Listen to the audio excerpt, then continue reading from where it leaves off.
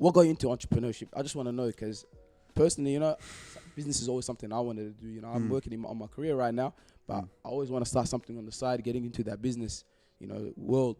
What got you into entrepreneurship? Entrepreneur, sure, man. So I have an interesting story, man. So what happened was in high school, basically I used to be a chubby kid in year 6, year 7, right? And I came from a very Christian public school. So when I went into high school, I was very nurtured and sheltered. So I come to a private school, and all of a sudden I'm one of the only black kids, and I'm like, damn, they're saying I gotta lose weight, this, that. So my outlet was actually initially just sport. So that's why the love for basketball came in. So with basketball, I started getting, really better. I started becoming a lot healthier and fit, developed a lot of skill, a few years into it, started playing representative sport. And then by the time year 12 came around, as all basketball players, they want a scholarship, they want to go overseas, etc. But I came to a realization very quickly, especially as an international player trying to get into a college, things are expensive, right? Like if you want a scholarship, unfortunately, if you haven't been recruited since you were year 7 or year 8, and you haven't gone to the AIS, you have to be a really elite athlete. So I was like, okay, just in case, if I have to potentially fund part of my basketball dreams, how can I do this sustainably whilst not taking time away from my training? So I was like, okay, you know what? Let me check out this business thing. So do you guys remember Ty Lopez's YouTube ads back in 2017? The guy that used to say, "Here in my garage." That guy, right? It looks like a scammer. Don't tell me, is he legit? Look, I'll talk about it in just a second. So I saw his ads, and initially I laughed. I was like, this guy's a scammer, and I saw Grant Cardone stuff. But, year 12 was, ending, and I only got 2 interests at the time. So I was like, you know what? I'm grateful, but I really want more. I've always been a bit of a, addictive personality to get what I want. So what I did was like, okay, let me look at this guy's course. So I start looking at his YouTube videos. I start looking at other self-development and personal development. By the middle of year 12, I'm watching a TED Talk every single Friday, just trying to understand how these business people think, why they think the way they think, and how they're able to, I guess, create frames of thinking that are outside the box, right? Because school's not going to teach you this. Yeah, so I finish year 12. I'm like, cool. I'm interested in business. Where do I start? I actually start by creating an Instagram account because I played guitar and piano growing up. Yeah. And not many people know this. So what I would do, Georgia Smith?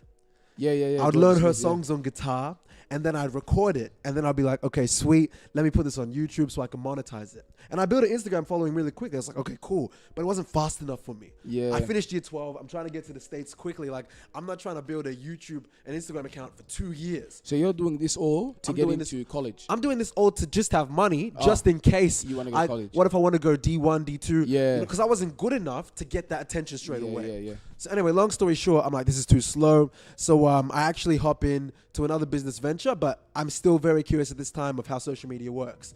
So I get into network marketing. I get hunted down by like some dude that meets me at the gym, and I'm open-minded because I'm young, you know what I mean? So I'm like, okay, how does this work? He brings me to a meeting. I'm like, cool, this is a perfect place for self-development. So I'm doing network marketing for a year. I also pick up a retail job, my first proper job, apart from working for my dad, at YD clothing store at the Waring Plaza. Nice. And I was trash. Like, I was good at selling, but like, because I was so distracted by sport and other business, they fired me within 3 months. You know what I mean? They're like, Dami, you're doing excellent, but like, you're inconsistent. You reply late to your messages on Facebook. Yeah. But fun fact, on the first day, I sold more than the manager. So just a little fun fact out there. But anyway. So you got the sales skills, but just the administration stuff, you're not up to scratch because he's too focused on the basketball. 100%. Yeah. So anyway, fast forward, I develop a lot of just personable skills and sales and communication skills and network marketing for a year. So now I'm 19, it's 2019. But I'm like, okay, you know what? I've been in network marketing for a while. I want to own my own actual business. Yeah. So I take one of Ty's courses because by this point I've been following his YouTube for 2 or 3 years. So I'm like, okay, you know what? Let me see if I can find this course on Google for free. So I search Reddit, I search page 10 of Google. I find his social media marketing course for free. I'm like, bet, say no more. So me and my little brother are coming back from a trip from Sydney from a basketball tournament. And I'm like, cool, let me suss out this course. I watched the whole 70 video course in 2 days. Like so I was because I was like, I want to win now. I want to learn this stuff now. Why would I wait? Hunger, 100%, man. Yeah. So I took it. As soon as I land back in Melbourne, I swear to God, man, as soon as I land back in Melbourne, I don't have a website. I barely know what a Facebook ad is, but I'm like, I just took a course. I know a lot of buzzwords. Let me see how I go. So I go to Werribee and Watton Street, and I start just approaching restaurants, boutiques. Keep in mind, I have no idea what my business name is. I just know that I own a social media agency now. I just decided. So I say, hi, my name is Dami. How are you? Yeah, great. Okay, cool. Listen, I'm a social media consultant from Werribee. Curious if I can help you grow your following online. But I didn't know how to do it. I just took a course. I just knew a couple buzzwords like Instagram, followers, ads, SEOs and all of that. SEO. I didn't know what SEO was until 6 months after that, bro. Fuck. Like I was really fresh. Basically, for 3 months, I had complete rejection. I talked to a couple hundred people. Not one person bought anything from me. In fact, I got pitched things, more so than I would actually, get a sale. Yeah. And then one day, a guy that pitched to me at the Werribee Plaza because he was like doing some like insurance job or whatever. We kept in touch. He saw me at a Gary Vee event. That's where I took the picture with Gary Vee on my Instagram. Yeah. Yeah. He meets me there. He's like, oh, Dami, how you been? He's still doing that social media thing. I'm like, yeah, man. Like, I'm still struggling to get clients. And he's like, you know what? I'd love to give you a shot. We meet up at a Nigerian restaurant in North Melbourne. Long story short, that's my first client. Nice. So it's just crazy how the world works. And then after that, I had another client, and then I had another client. Then I lost all of them. And then I was like, hold on, like, I did something right Did here. you lose them during COVID, or was it? No, before COVID. This was still 2019. So all this this is growth early. This This is early, man. Because clientele started July 2019. Yeah. I lost all of my clients by December 2019. But I was like, hold on.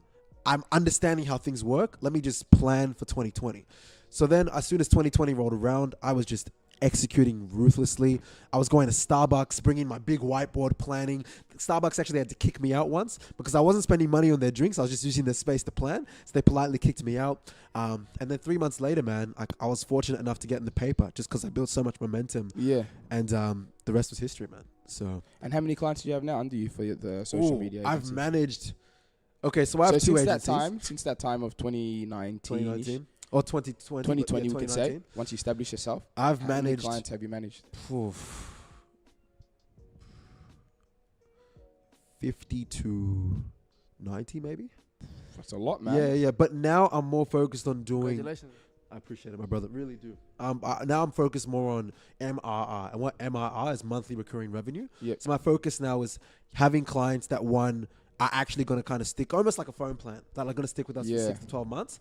Because don't get me wrong, like I was fortunate enough in 2020 to work with politicians. One of them ended up winning in Werribee, which was cool. But now we're focused on having people for the long term instead of just really big jobs that might pay me well, but they're not going to stick around for more than a few months. Yeah. So you can just send them an invoice every month. Yeah, and do it's a just service. So for example, you're going to do the marketing, social media marketing for that month, and you just chuck them a bill, for example. Is that something like that? Correct. So we have accounting systems in place now where I've got teams. I'm mainly, I guess, the business development manager for my company.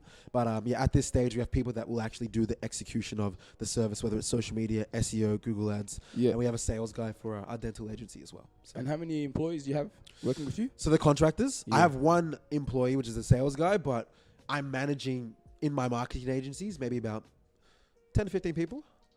Nice, man. That's good. Yeah. But they're contractors, like... So what, is it like... Are they Fiverr.com guys? Sorry? Fiverr.com? No, not Fiverr. Not Fiverr. You know what I'm talking about, of course, the Fiverr. Man. I started with Fiverr. Fiverr's proper. It's proper. If you want to start. It is definitely proper if you want to start. I actually have nothing against Fiverr, but I would be wary when it comes to specific services. Mm-hmm. I'll give you a quick example. For example, if you want a website designed, typically Eastern European countries are really, really good at the aesthetic side of things. But if you want a programmer, you actually go to India. But people have this misconception of if it's India or Pakistan or Nigeria. No, but listen, for programming, it's actually really solid. So that's why I'm saying Fiverr can be fantastic if you know what you're looking for. Yeah. Otherwise, there's Upwork, or you just have a good network. Yeah. So, yeah. That's sick, man. So that was an intense intro. That's proper, man. Like, appreciate